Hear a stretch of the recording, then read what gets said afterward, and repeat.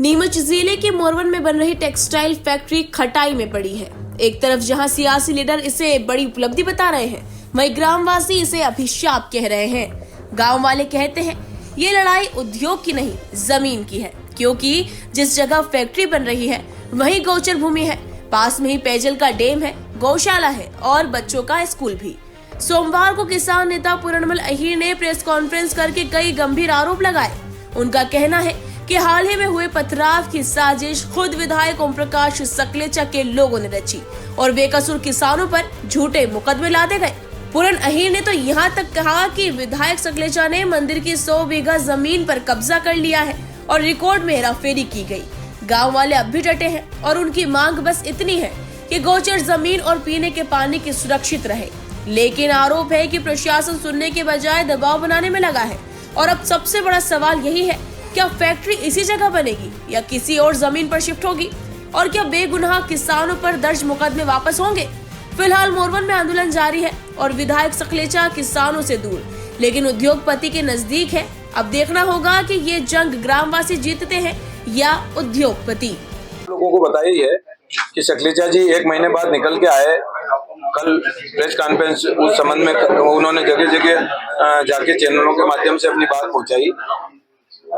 सकलेचा जी वही हैं जो मोदी जी यहाँ नीमच आए थे, उनको कहा हमने 500 उद्योग खोल दे, और वही सकलेचा जी अब 100 उद्योग की बात कर रहे हैं। उद्योग कोई आया नहीं है और ये केवल जो है उनकी निजी स्वार्थ के कारण वहां जमीन को हथियाना चाह रहे हैं। जनता समझे, और जनता को डरा धमका कर उन्होंने जो जिस प्रकार से केस बनाकर और डराने का और जनता की आवाज को दबाने का काम किया, इससे जनता दबने वाली नहीं है। जनता निरंतर जिस चीज का विरोध कर रही थी वो आज भी विरोध जायज है और हमेशा करती रहेगी। वहां जो गोचर की भूमि मोरवन डैम के पास में जो फैक्ट्री लग रही है, इसको अन्यत्र दूसरी जगह ले जाए। और रोजगार के आपने पूरे जीवन भर कभी प्रयास नहीं किया। आपके पिताजी मुख्यमंत्री रहे, एक बड़ी सौगात आपने क्षेत्र में कभी नहीं दी।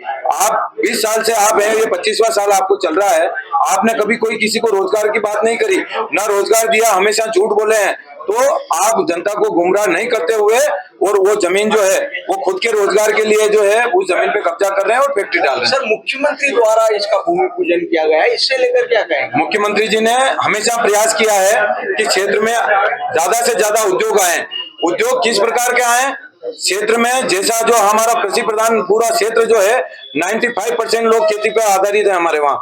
और आपको पता होगा कि 92 में जब अकाल पड़ा था तो जावद के क्षेत्र के गेहूं, बाकी तो विदेशों से मंगाना पड़ा, जावद के क्षेत्र के गेहूं पूरे जिले और आसपास पूरे क्षेत्र में यहाँ से गेहूं सप्लाई हुआ था। तो आप जब ऐसे संकट के समय वो किसान काम आते हैं, गेहूं वहां अनाज पैदा होता है, पूरे मध्य प्रदेश में सबसे ज्यादा अनाज पैदा होता है तो मोरवन क्षेत्र में होता है। तो उस क्षेत्र को आप मत बिगाड़िए, उससे 10 किलोमीटर 5 किलोमीटर आबादी से दूर जाके कहीं पे भी उद्योग लगे।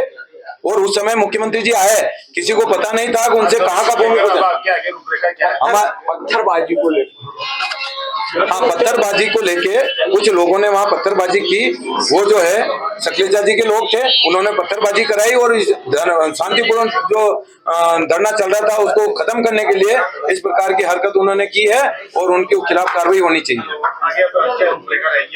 आगे की रूपरेखा आंदोलन जो है वही शांतिप्रिय तरीके से हम कोर्ट के माध्यम से हम गए हैं। कोर्ट से हमें पूरा विश्वास है कि वहां से स्टे मिलेगा और जो डॉक्यूमेंट है पुराने उन सबको देखते हुए हमें न्याय मिलेगा और वहां से फैक्ट्री अन्यत्र लगाएं।